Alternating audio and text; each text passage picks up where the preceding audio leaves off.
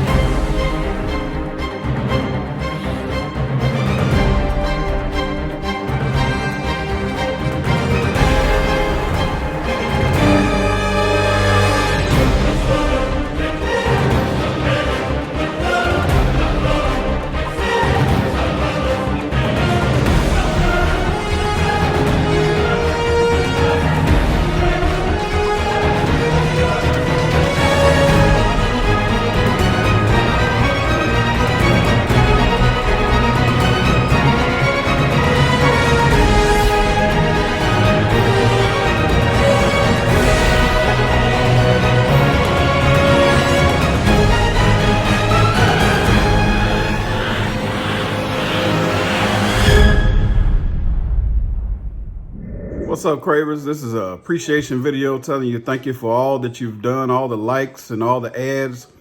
I'm going to be posting my secret recipe to making State Fair turkey legs. And anybody that knows me will tell you they taste just like the State Fair.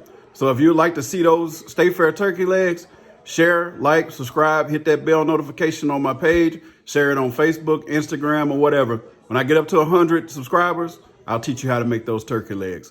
Thanks for helping.